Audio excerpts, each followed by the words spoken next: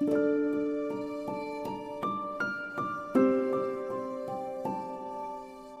helps me every day to realize what my reality is. Every opportunity that comes to me really becomes a blessing.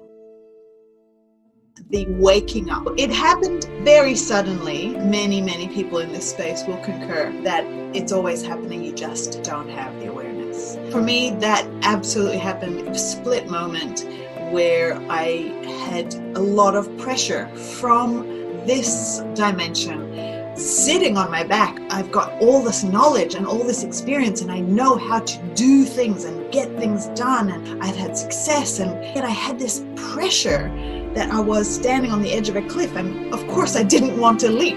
This experience, I always knew there was something more, but I kept trying to find it here. But what you don't know, you don't know. I was taken to my first plant medicine journey. I believe the spirits, they take you exactly where you need to go.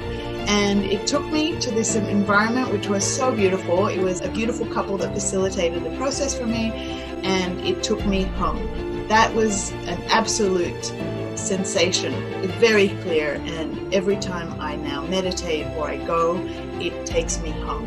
This sensation of being somewhere else and it being so much more true. That's the beauty of life's experience, that we can't replicate it. I went to a place that was so beautiful and so peaceful. It had everything and nothing in it. It's impossible to describe with words. The density of what was available and yet the lightness of what it wasn't. The words that we use here do not have the definition of what I experienced. So that sensation was so much bigger. It was the most peaceful place and the most peaceful experience. So I was struggling with some issues when I started plant medicine. I had no reflection of what was going on. As I did more discovery and more opening up to what spirit is, I would do more journeys. You can't stay, because the whole point is how you live it here. Going away is only going to opening up those things that you can't see, or those things that you don't want to see, or those things that you haven't been able to look at. It helps me every day to realize what my reality is. Every opportunity that comes to me really becomes a blessing. It's very enriching. It's a really enriching way of looking at how we're here, not just what's my purpose. It's so much more. We hear about dozens of different ways of experiencing life.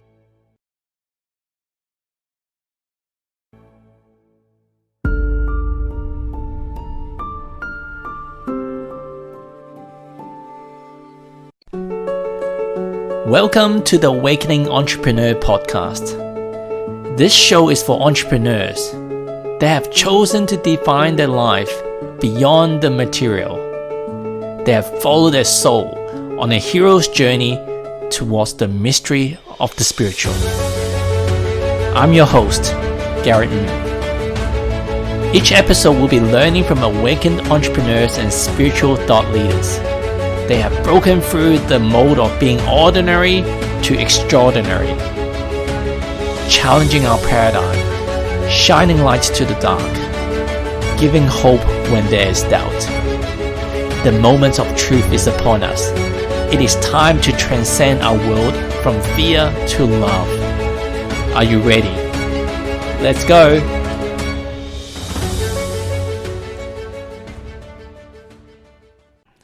Welcome to this week Awakening Entrepreneur Podcast. I've got amazing soul sisters of mine, and before introducing her, I wanted to give you a little bit of a background. I've known her as a very successful entrepreneur in Australia. When I say Australia, she's traveling around the world, and I have no idea what she does. I just know that she's importing, she's wheeling and dealing, and not in a bad way, but in a fantastic way. She's extremely connected to a lot of entrepreneurs. And the only thing that I knew that she's like touching on the spirituality side, she's done some Joe Dispenza meditation or event. That's all I knew of it. And then one day we caught up before UPW, one of the Tony Robbins events in Australia.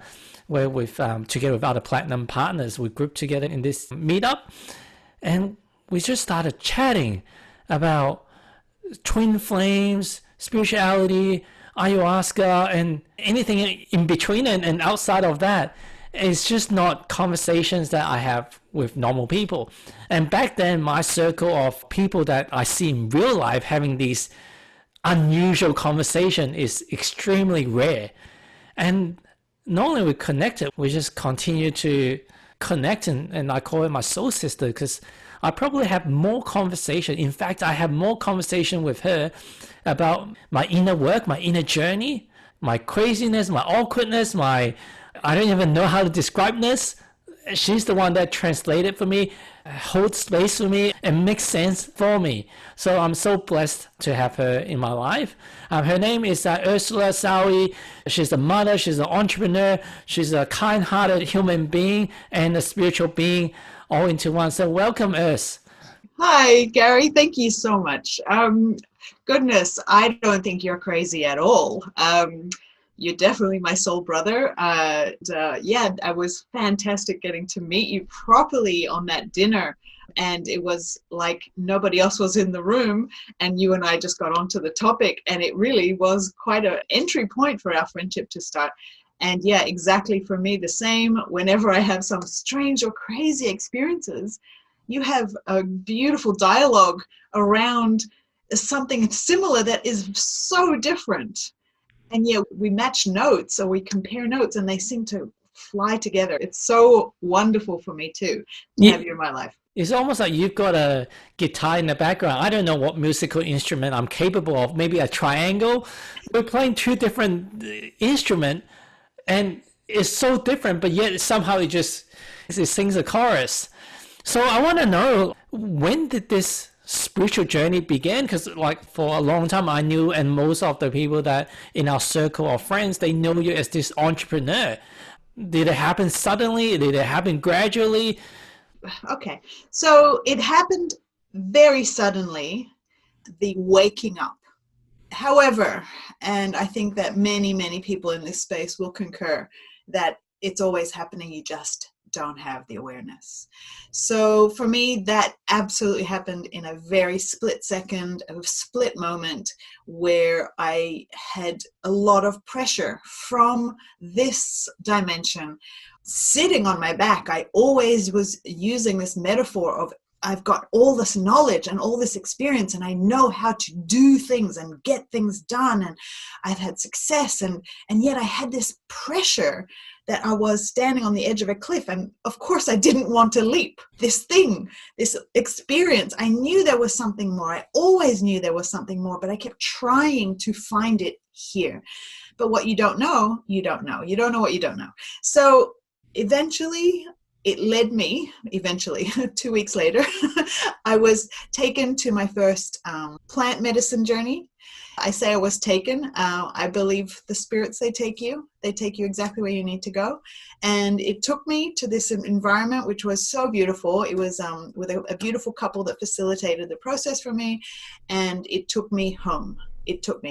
That was an absolute sensation, very clear. And every time I now meditate or I go, it takes me home, which is an interesting thing because what is home? But anyway, this sensation of being somewhere else and it being so much more true. Yeah. And we've touched on this 3D paradigm.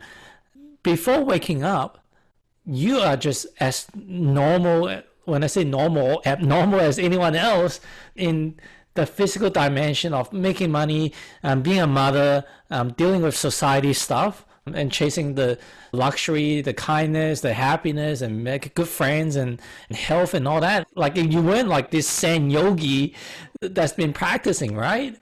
I was, like you said, an entrepreneur. I still am an entrepreneur. It was one of the things that I do very well.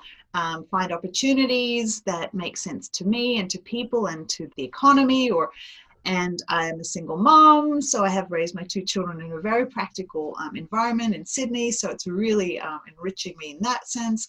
My relationship with my family is pretty normal. We have our ups and downs.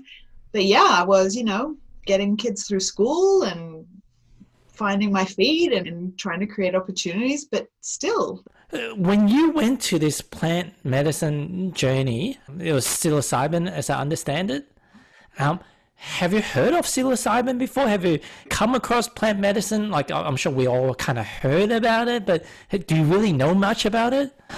Absolutely not. So I use that metaphor about sitting at the edge of this cliff or standing at the edge of this cliff, and now we move into a spiritual space. Some things you don't need to know. And the medicine and the other dimension, it takes charge. It takes charge because it knows what you need.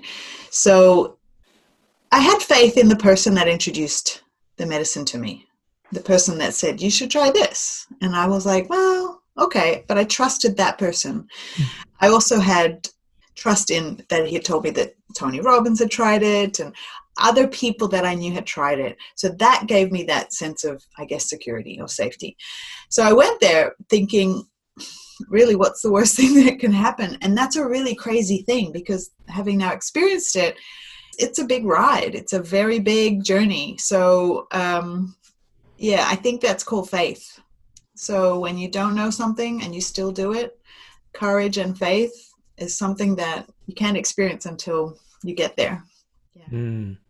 And I guess was that, you say, is the first time that you actually connected to the spiritual world? Like, I mean, we all, not all, but we've all had meditated and like, oh, we felt calm, and we read religious scriptures or heard stories from Bible, from different places.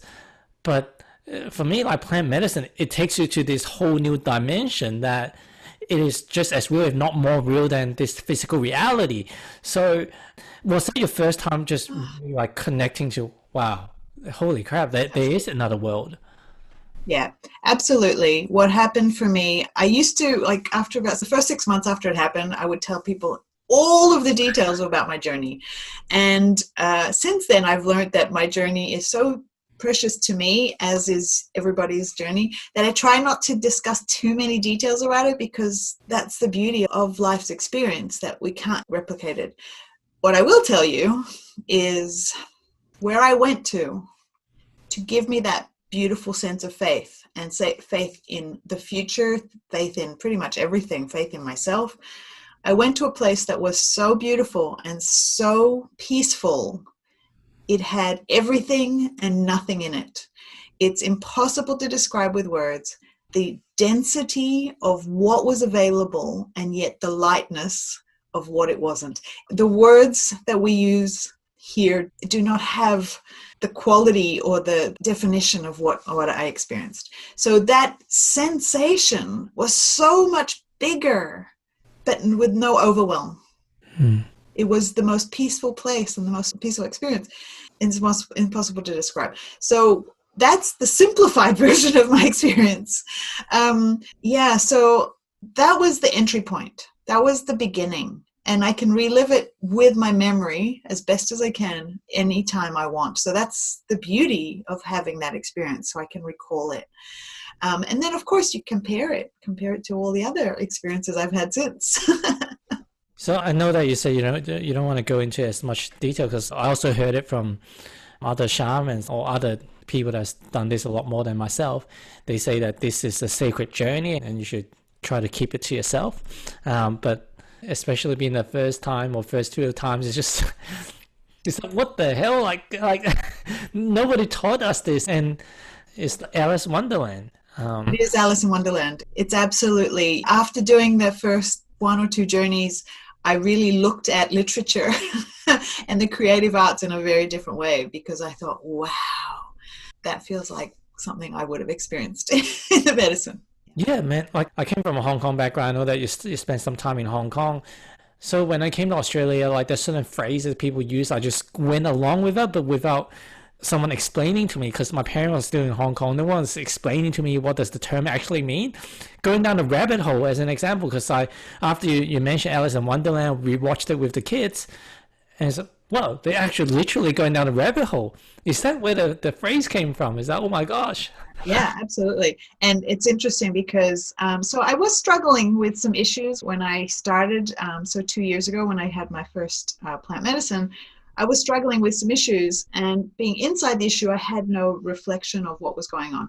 As I did more discovery and more opening up to what spirit is, I would do more journeys and I would say, actually, I want to stay in the rabbit hole. I want to stay in there, which was really interesting because you can't stay, because the whole point is how you live it here. Going away is only going to opening up those things that you can't see, or those things that you don't want to see, or those things that you haven't been able to look at, good or bad. And then when you come back, oh my gosh, that makes sense. Oh, and like you say, we look at the rabbit hole and you go, oh, so the rabbit hole has the metaphor, but it's not. You're actually going somewhere. So I want to go deep diving into a lot more about spirituality and how this world works and why we're here. But I want to just close up the loop.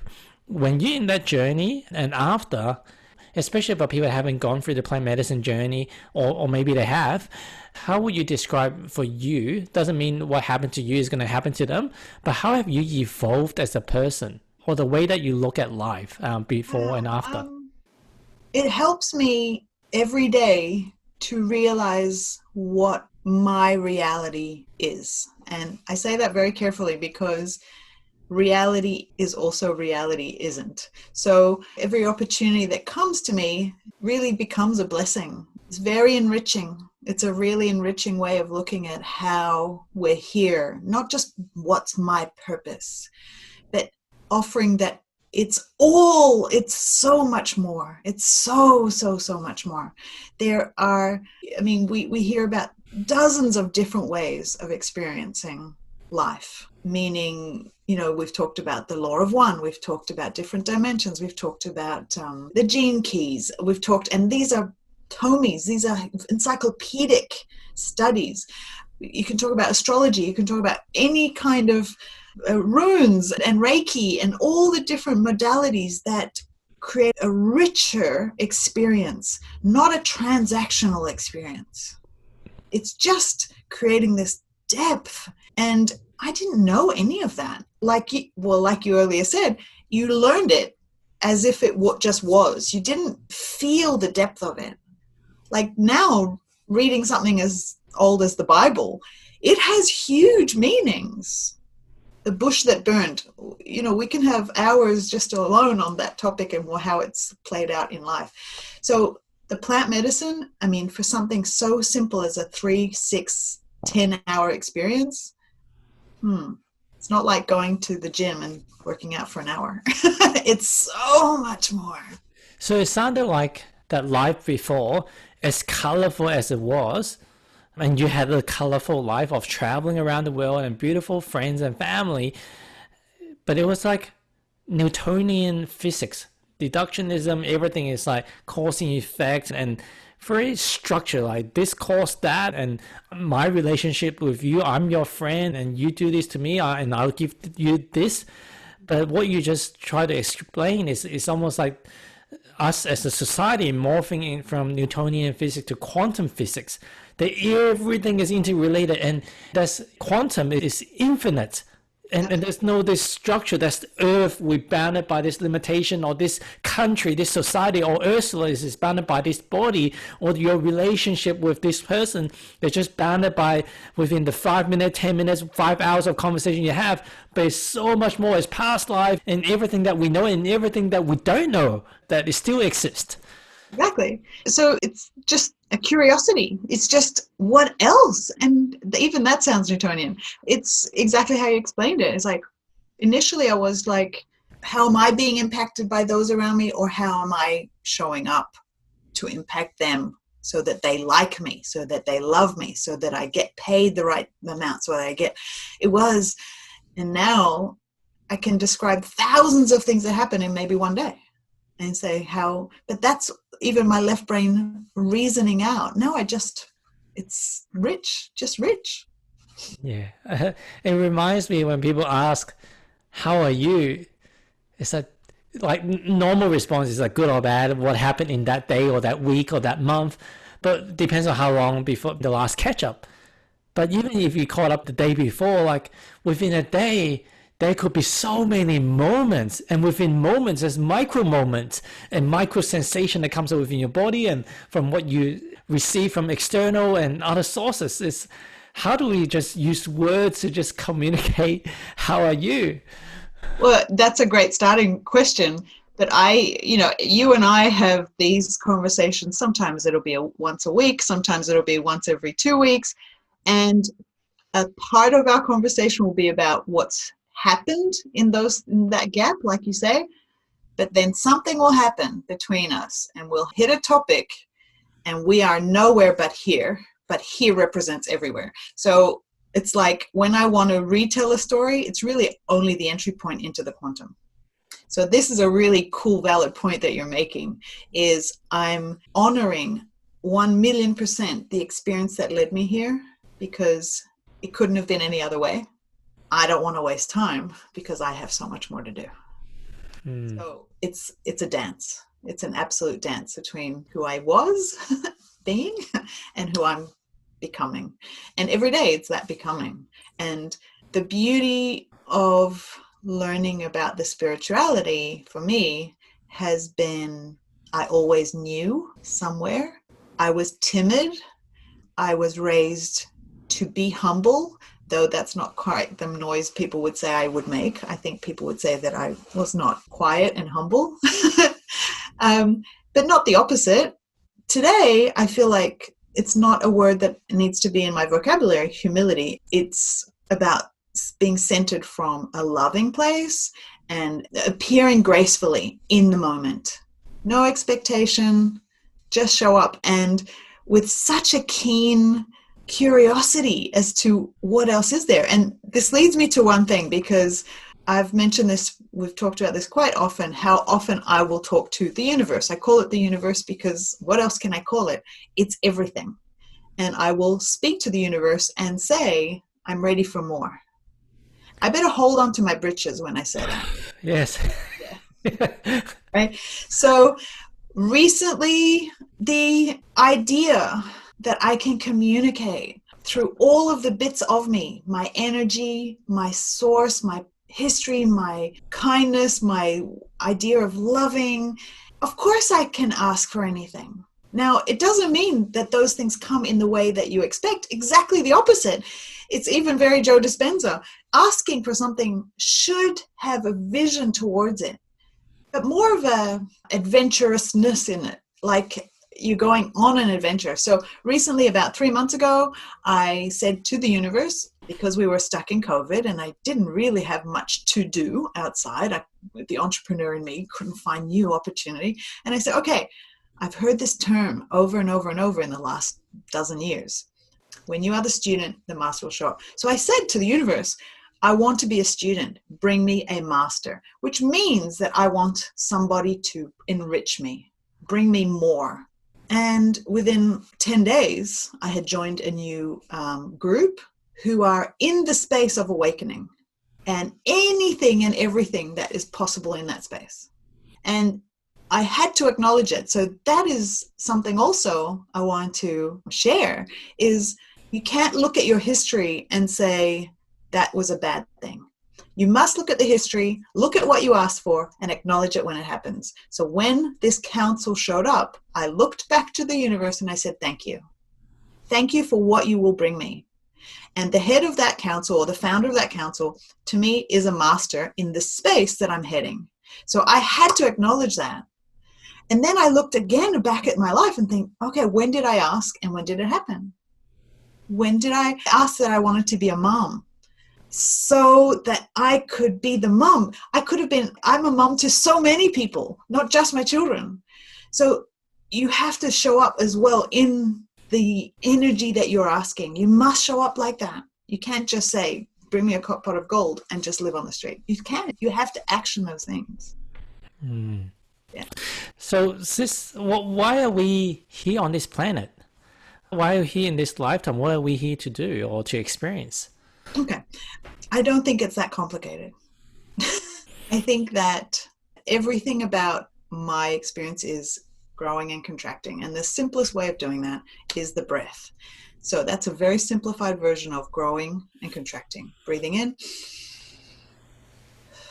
breathing out. And when I do it with intention, knowing I'm breathing in, and I hold that beautiful air, and then I breathe out, my mind opens up. My mind slows down. You can't talk and breathe in at the same time, not intentionally, one or the other. So this idea that if we take that element or that bigger, the planet is breathing in and breathing out. She does it with all of us, all of the plants, all of the humans, all of the breathing in, breathing out. Let's take it a bigger level to the universe. It's breathing in and breathing out. So what is breathing in, breathing out? Breathing in could be likened to growth, and breathing out is likening to death. So everything in the universe is about growing or dying, living or dying. And each time, like just in the numbers of people in the planet, we know that we're growing exponentially the number of people. So that's a growth. Everything, if you look at it, maybe it's not everything, but it seems like everything is growing and retracting. And now we are transforming because we are hitting probably capacity in this iteration, this density, this dimension. We're hitting capacity. So we're going to crack out of this dimension to the next, which is to meet growth. So part of it is saying, well, I can only be a participant. So that can be my sleepy, retracted self, or I can participate to help it happen more in my growing state. So my reality or my purpose is to contribute to growth because I'm adventurous. I want more. I want to experience more. I want to contribute more. I want exciting. It's super exciting. And what would you say contracting is for personally and for this Mother Earth?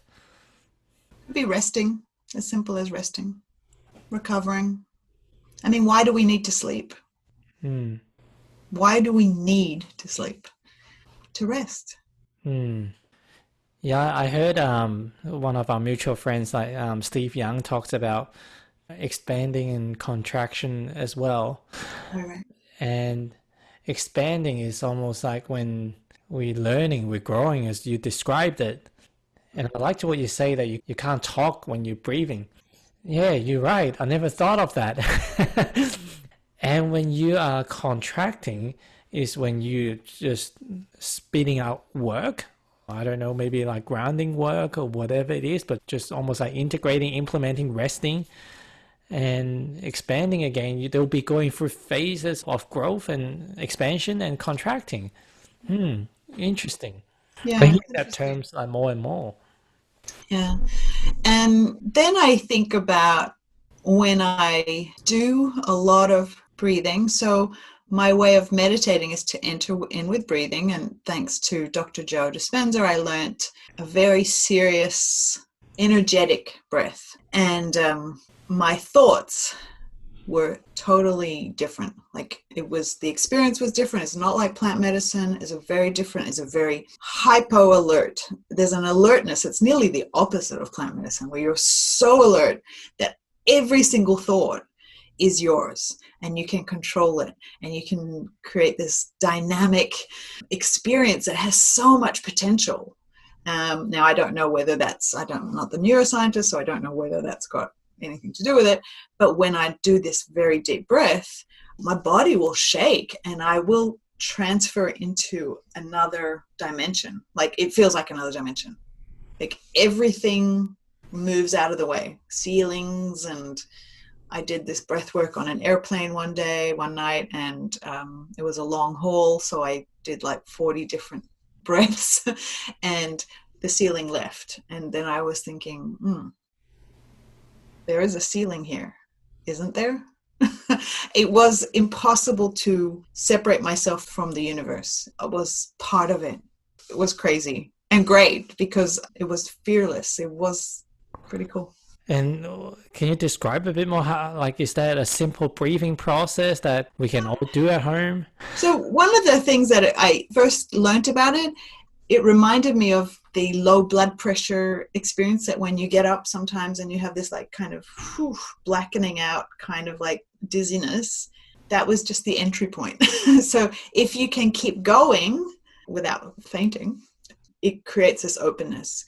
And you can check in with Dr. Joe Dispenza. He has a website, joedispenza.com, and they have downloads of the meditations that you can do. I'm not sure exactly which ones, but a lot of them have the breath work. I think he calls it the breath work. And it's a breath that you empty your lungs and your body of as much breath as possible. And then you breathe in, but you focus your attention and your energy and you contract your muscles from the core right up, and you keep holding and you keep holding and you keep holding. I tip my head back and I hold my breath, and I realized I could hold my breath a very long time until the point that it opens. So a lot of the time I'll move around as I'm reaching up my breath. It's pretty physically dynamic. It's pretty rigorous. So when it opens up, what do you see or what do you feel? So I start feeling a tingling all through my head. And then I can feel this interesting energy that goes in and out, in and out, in and out. And it goes really, really faster and faster and faster until the point of, boom, it opens up. And then I'll be holding onto my chair, and I know I have to hold on or else I feel like I'm going to fall down, but I'll stay present. And it's beautiful. It's huge. Man, so why aren't they teaching these in primary school or kindergarten? I want my kid holding his breath for 10 seconds, 20 seconds, 40 seconds. Sometimes it can be quite long. I don't know why they're not. There's a lot of questions we're asking ourselves, why don't they teach our kids? Nice. So I know that you also use the Biocharger for meditation as well. Can you talk a bit more about that? Yes, I have a nice little friendly little gadget here. You might be able to see without the lighting. I can't. There we go. Some lighting. There we go. This machine. So the Biocharger is a frequency emitting device that replicates the frequency of any emotion, recovery of disease, or ailment around the machine. You set it up so that you get the outcome that you want, and you sit next to it. It also goes into theta waves or pineal gland recipes. They call them recipes.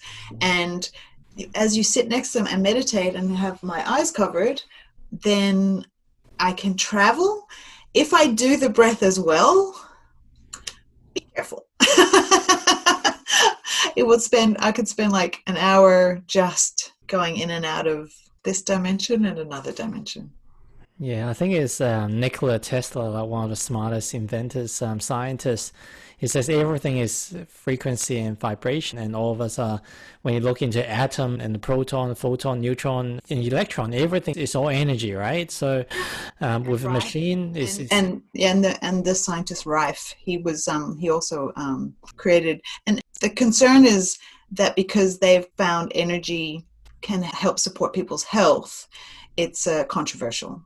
Yeah. Yeah. Yeah. Yeah. The law of one, actually, for the audience, if you haven't heard of it, is these three people in channeling an entity. When I say entity, because they talk about different densities. They don't talk about dimensions. The third density that most of the human were at or still at.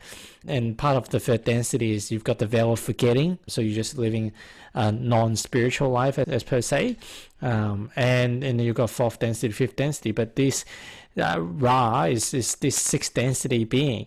And when you get to sixth density, it's almost like you got a collective, but essentially you have a collective consciousness. You don't operate as a singularity. So whenever you channel the highest spirits, they don't have like, this is John, this is Peter. Even if they give you a name, it's a collective whole species, because it's all like a hive brain. So they actually talk about Nikola Tesla as well, and saying that he talks about who actually channeled the information to him. And it was a positive entity. And he was onto something, but then he got taken out because of... It's amazing. There's like from 1980s, this channeling information that's coming through. So like, yeah, I believe a lot of these signs, like free energy that Nikola was on, and even what you've got behind you is, we just know very little about how we can actually improve our health, how we can actually connect to our higher self, beyond these physical dimensions that we think that, or we've been conditioned to think that this is all that is of us, until we've got something breakthrough like this. Initially, it's like, hey, especially when you're not awakened, like, neither of us were interested in this spirituality, and it's the last thing that we could imagine ourselves studying or talking about. But if you're watching this channel, like, I'm pretty sure that it is time for you, or you've already gone on this journey. And more people, they say that human race like came in like, what, 75,000 years ago, and every 75 from the third density, 75,000 years is the limit of before they will have third density is over. So you choose on both the positive path or the negative path. And if you don't graduate from either one, you're going to be somehow reincarnated onto a different planet that is still in third density, because Earth, or Mother Gaia, is moving towards the fourth and fifth dimensional world. So if you don't transform, there's nothing wrong with that. They say that you don't have to awaken, you don't have to wake up, but you're just gonna be left going to a different world. Yeah, it is fascinating to me how I never was taught anything about this, like you said, and how absolutely confident I am that when I'm in my other density, because I'm traveling, that's what I'm doing. Nobody told me. Nobody. Yeah. I have a lovely auntie who's a little bit colorful, and she was as hippie as anything in my life could possibly be. Like, it was so gentle. After I tried ayahuasca, I asked her if she had tried this experience in her life, and she said, "Aya what? Aya what?" And I thought she was colorful, but no. So my point now is, we are trying here to put words and shape around what that is, but that's not how it works at all. How that other density is going to be experienced. I don't think that any of the measures that we qualify in this density exist there. I don't. Maybe love, maybe the one thing. Yeah. Time is different. Sometimes I'm gone for 2.5 seconds and I experience huge experiences. My body's exhausted and I don't know why. Sometimes I'm traveling with a story and I'm like, come on, story. But it's the coming back that makes me know with this mind that I had the experience. Because when I'm in the other experience, it doesn't work through mind and thought. Like you said, it's feeding us. Yeah. I don't know if they are the puppet masters, but it's not an us. I mean, it's not us that we know. It's an energy. It's a power. It's a force that... So one thing I'm going to share is that those shapes that we've seen that look like aliens, they have shown up for me. It took 6 or 7 different journeys with plant to put shape on them, because I needed to communicate with them through this brain, and I needed to have a way to translate what they were saying, because they're saying so much in another... It's not they, it's us, but okay, let's call them separate so that we have a understanding. So that energy needs to be translated into this way because people don't believe. And we need to use words with people like me, like you, like a lot of people, and I'm going to call it faith. And it's called blind faith for a reason. You must be completely open to anything because you don't have to see it. It's there. You have to have this knowing. And so this experience that's happened to me is like, I try to explain it, but I don't need to explain it because it's traveling through me. So that's a beautiful thing. The confidence I have that we're going to another place is beautiful.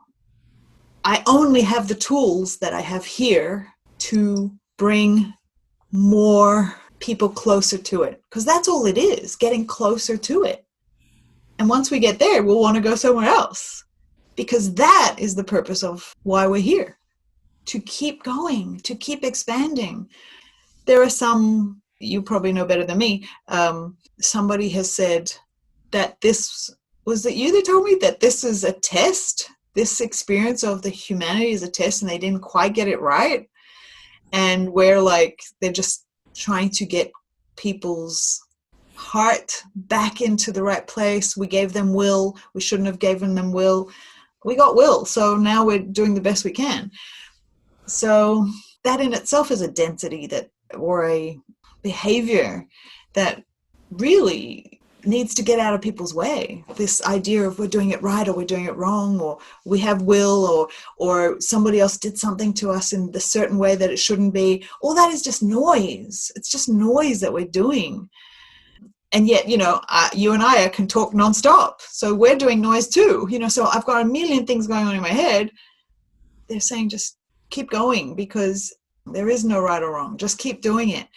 And we keep judging it from this point of view. So it's this crazy fluidity between the two. Bigger. So I hear you mention that you're seeing aliens or other beings, and for people that they haven't seen it or unaccustomed to it, like I haven't seen it, but like I've been around this space enough to know that it's, even if I see it, it's not like, oh wow, like it would be wow, it's cool, but wouldn't be wow, what is this, oh my goodness. So it'll be people that haven't been around this world long enough. It's like, holy, what, you seeing things? But you've shared it with me, like this was like that. It doesn't you had this experience even when you're a little girl, and I'm sure a lot of us have those type of experiences.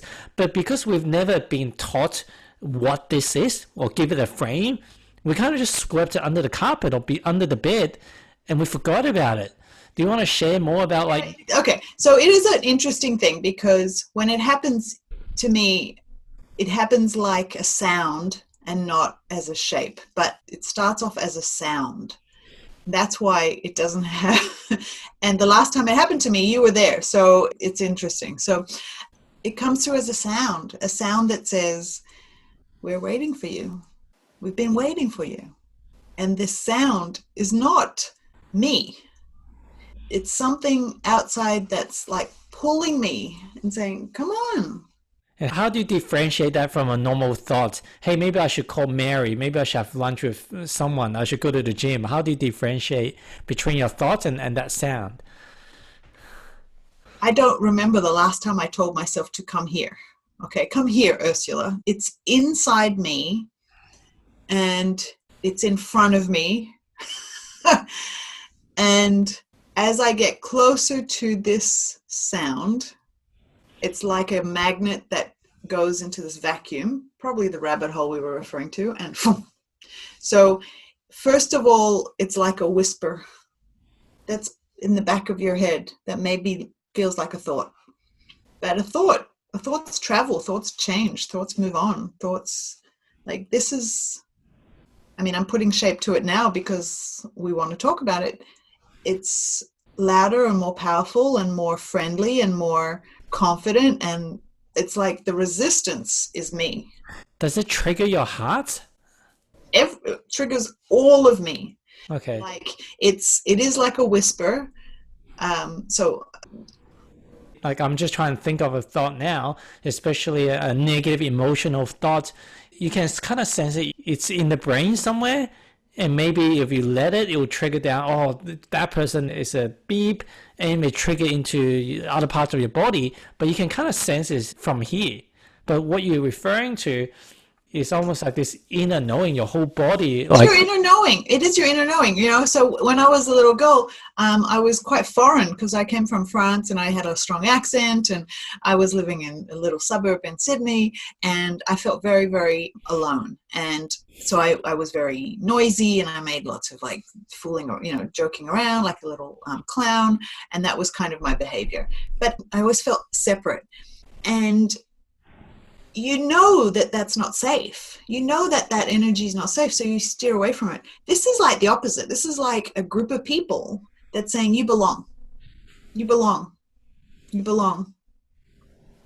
We're waiting for you. All those doubts that you had in your head, they don't belong. And that's the sensation. So you resist because your habit is to stay away from something you don't know. But then as you're getting closer to it, it's just this amazing, like, oh my gosh. And then they always say, we're waiting for you. We're waiting for you. So different shamanism traditions and culture, they talk about negative entity as well. Have you had any experience with negative entity, and do you have ways to protect yourself? And someone even mentioned it, like a certain event that we've gone to, that certain process that may evoke negative entity that we may need to protect ourselves. Like, do you kind of see it the same way? Yes. So I do think I want to talk about this. I want to say something first is I think the purpose of our life is to realize how in charge we are, and how it's really the journey in this body and in this life is to have the confidence that who you are is who you're meant to be. Like, it's a strange dance that we do until we have that confidence. Now, to get back to this point is, and it shows up everywhere now, the plant medicine is a really great teacher. If you have a shaman that, all shamans are going to give you the lesson you need.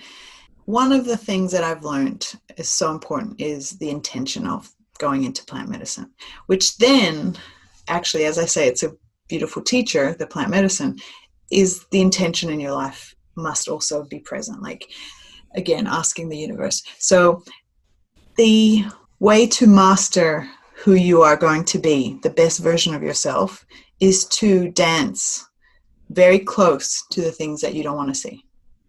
If you can dance and see it, it really will not control you, because the closer you get to your fears, actually they cannot control you.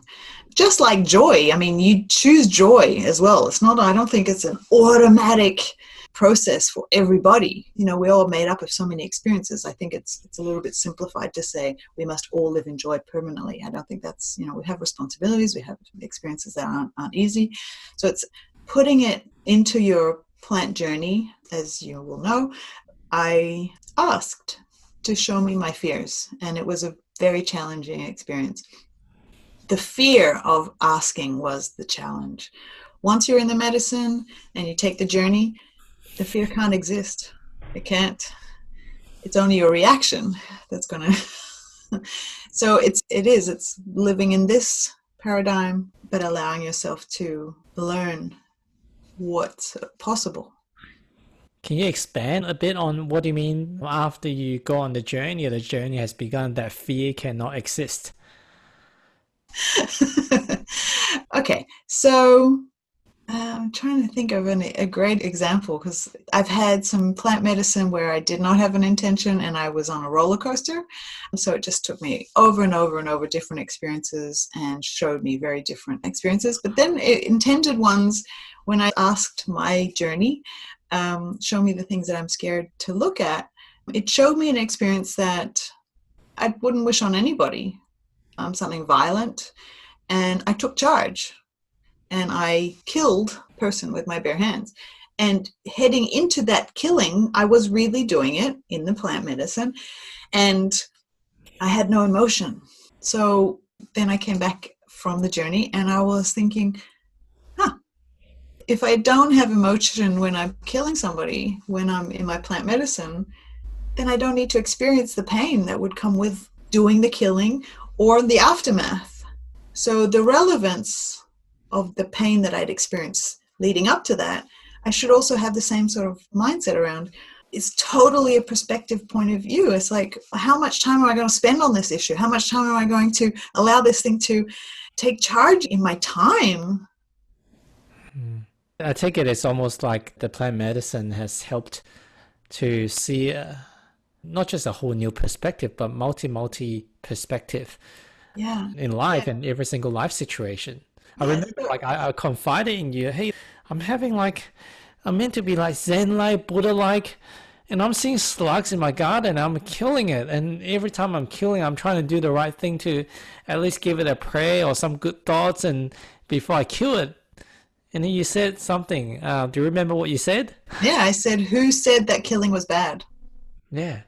Like from a human sense, that could be sounded so wrong and taken out of context. But who's to say that we control the circle of life, especially for that slug? Who's to say that? We kill animals for our own survival. That's how we justify it. So, yes, killing another human has a societal judgment. I'm not a killer. I've not killed anyone. I don't intend to. But my conversation was really about who said what is right, who said what is wrong. But who's to say that we haven't killed in our past lives? I believe I have been killed. I have a niggling thing in my back that has been niggling me for most of my life. Whenever I'm in physical pain, it always is triggered. And I've done past life treatments with people, and there are issues with me being stabbed in the back and me protecting people in war where I turn my back to protect people. And it makes sense because I'm so protective in this life. I think, what if we all had a chance in somewhere within our lifetime, not this lifetime, but our previous lifetime, we've all been a killer. And because we came to this world is meant to give us contrast, give us this experience of what it feels like on the extreme. And by doing an extreme act, we would have felt it. And they say that we take turns. So sometimes that when we judge people like, hey, this person is a criminal, is a murderer. And a lot of the spiritual text I'm studying is always ask for forgiveness in yourself. Not forgiveness for that person. You can, but especially the whole Ho'oponopono process where Dr. Lan basically just, I'm sorry, please forgive me, I love you, thank you. And the whole prison correction center got closed down because there was no one else left inside, because all those prisoners, they basically, through that process, has just transformed and got out of the karmic debts or whatever. But when Dr. Lan was doing the process, he wasn't thinking about please forgive them. He was thinking more about please forgive me. And because there's always an element. I think that's a very important thing. So we talk about topics a lot. Forgiveness is one of the most important things to move away from what has happened up until today in your life. And this sense of forgiveness, you must, at least when it happened for me, I had to slow down and stop looking at the word, but feeling where has forgiveness shown up in my life? What does it feel like? What does it say? Who has to give it? Who has to receive it?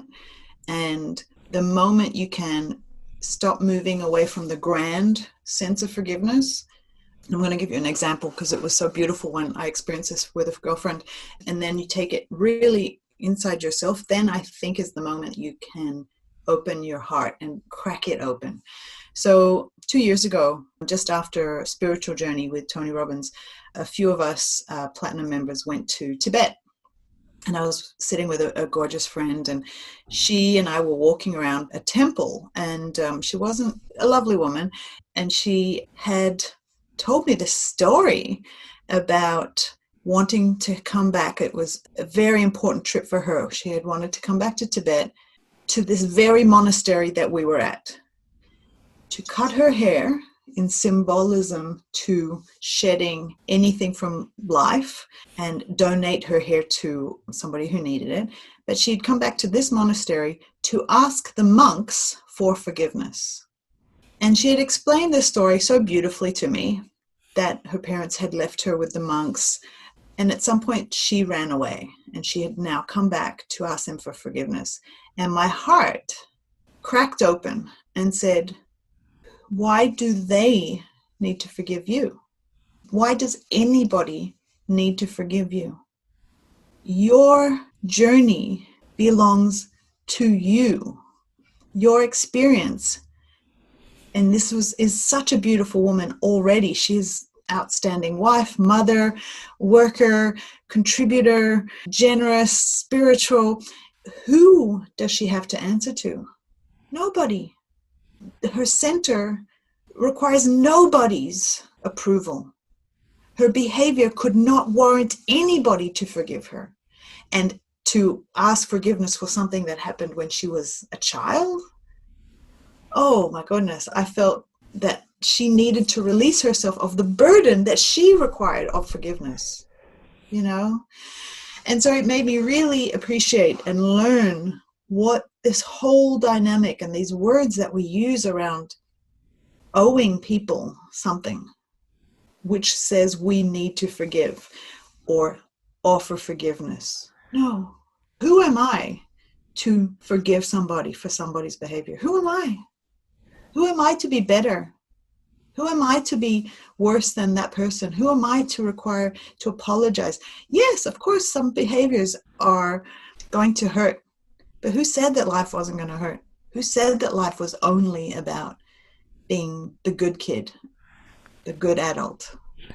So it's very powerful, this concept of forgiveness. You woke me up from a trance that you put me in just then. I was just zoning out for maybe, I don't know, like a minute and just gone somewhere else. And I just woke up, like, because you mentioned that you hypnotized me in some way, or at least that's what it felt like. And the word forgiveness, like, just woke me up. This morning, I didn't post it, but I had the thoughts I posted on Facebook. Love equals forgiveness. Is it? Yeah, that's it. Forgive who? Yeah, it's almost like when someone has done something to you, oh, okay, there's aha moments. Because I've talked about how do you know the taste of something. That's one way. Something nice is when you tasted something nice, like ice cream or whatever fruits that you like. The other way of knowing that whether you like something is tasting something you don't like. Like eating a cockroach, you go, wow, I like rice, I like flour, I like water. Like, you have a great appreciation for it. And forgiveness is like love in disguise. You're just wearing a different costume. So when someone does something bad to you, it's also giving you a flavor of love. Because without that thing done to you, you don't know what you already have. Like, let's just say you've never been kicked out of home. You've always stayed at home. You don't feel love. You just take it for granted. This is what it is. But once you got kicked out and you got invited back in, wow, like, I feel appreciated now. Maybe you got kicked out by one family, but accepted by another family. Wow. Someone like kicked you out of a job and another one gave you a job. Whoa. Someone like stole money from you, but another one gifted money or opportunity to you. Whoa. So that comes to the other thing, right? Which is totally, I think you're right on, as far as I see it, is the gratitude thing, right? You can ask. You can ask for anything, but acknowledge it. That's gratitude. Don't say, I'm grateful. Just acknowledge it. Acknowledging it is seeing the good that has happened, is saying, yeah, I deserve that. I deserved it. Nobody else. I. Yeah. Today I shared this interview. What's his name? I think it's called Ken Honda. Like, he's like, I describe it in our group chat that I shared. He's like the Marie Kondo for money. He's like the Robert Kiyosaki and the type person, but the Marie Kondo type. And what he said, especially to your last point, every time you spend money, say arigato money, and every time that you receive arigato, which is Japanese for thank you, you can say in your local language, whatever that may be. So just thank you money. And I just taught the kids that. And while we bought something, oh, Dad, you learned it from that guy, like Tony Robbins. No, it wasn't Tony Robbins. It's Ken Honda. I think that's his name. But yeah, like even money has spirituality. Now my money was everywhere this morning. You know, I started tidying up and just treating it nicely now. But yeah, they say that if you're grateful for even whether it's money or from Marie Kondo, like the clothes that you wear, every time you wash it, every time you fold it, you say thank you to it. and whether you say out loud or say in your head, and that's the food, the chair that I'm sitting on. Oh wow, just realized I've never said thank you to the chair I sat on, or the microphone I'm using right now, or the camera. Yeah. But there's so much that we could be grateful for. And if all this is leading us to living a more gratitude, appreciative life. Yeah, I think it's a little bit deeper for me is I don't need to acknowledge them on a conscious level. It needs to be subconscious. It needs to be, I have 2 children. Thanks. Show that thanks within, not just without, not just outside. Mm. So it's that, again, coming back from that everything's possible place. Because that to me is the definition of joy, is that resolve inside that says, like you said, even knowing what bad piece of food is, something you don't like, just the fact that you can acknowledge that is embracing and enjoying and the joy of. Not just that you can have it. The having of it is the bonus. It's the underneath that says, like I could say, I can find things that I don't like in my life. Of course I can. I'm going to choose just to be the bits that are good, and then it just expands because joy begets joy. And it does happen like that. So inside of me is, I can say, if I'm feeling a little down, I can say, how many moms don't have 2 great kids? How many? That's the easiest way of having gratitude. But the real gratitude is living it every day. Yeah. Living it every day and saying, not in comparison to, not with forgiveness because somebody did this to me. No, it's, okay, what good thing can I take from this, right? As a single mom, people many times were saying to me, oh, you poor thing. I'm like, what?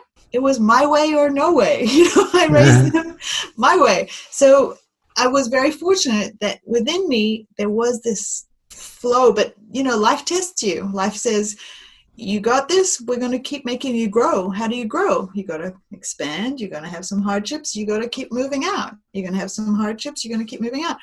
Or you can just stay small and so be it. So be it. So what's the next chapter of your life? I heard you talk about the council.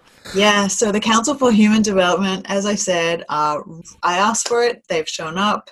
It's the perfect combination of me staying in this space of healing people, offering, they're training me now so that I understand all the different earthly psychologies of people and behaviors of people and why we react at different levels of consciousness. So at different levels of awakening. So this is so exciting that this is the first time I've seen many, many different businesses in healing modalities.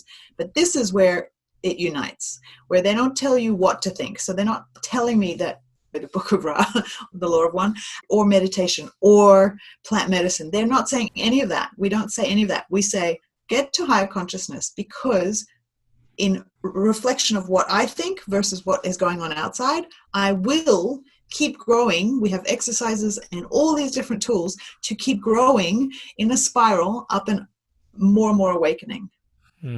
And so this training process, I'm being trained now so that I can train others. So for me, this is a fantastic way to enjoy the spiritual world, my spiritual world, and this world. So it's an entrepreneurial opportunity for me too. So I can teach people and make money from it. So this is fantastic. I can talk about this topic nonstop for the rest of my life. And if I can make it a business of it too, that's just like icing on the cake. Yeah, I know that you've already been helping and coaching your friends and people that know you through your gifts of inner knowing or channeling spirits, whatever you like to call it. And you've been extremely effective of it. And sometimes just holding space, but not only holding space, somehow you bring in this positive energy that sometimes I'm just, whether it's venting or just like verbally vomiting on you. And then from there, it's like, thank you. Like you just, by holding that space and that energy, you just give me an insight. That's just what I needed, just like what we have done during this call as well. And I guess from what you're saying, that by being part of this human council or council for human development, there's an actual logical, intellectual framework someone has put into it that, I guess, combine both the masculine energy and the feminine energy of structure, and yet the flow that they get the best of both worlds. Yeah, that's exactly right. And it's so international that it's going to be done. It's a one-to-one program. So you learn through your own needs. So we work what you need to learn to awaken and get more awakened and more conscious. But then also there's just fundamental tools that you can teach people as well. So it's so cool. It's so modern. It's pretty much just the science of getting someone to become conscious and having choices rather than being a victim of your circumstances, like taking your own personal power back and constructing your life consciously. It's just very different to what we've been brought up, and a lot of this stuff is groundbreaking stuff that you're being involved with, so congratulations to that. And how do people learn more about you and get connected with you? So we'll put something on the link down there, but it's the councilforhumandevelopment.org. We are based in Switzerland, but we're working in the US already, in the UK, in Australia. So we're moving pretty fast. I thought you were going to say that we're based in the fourth dimension. Transitioning, we found a new place in the fifth dimension. We can't tell you that. That will influence your choice of free will and getting you there.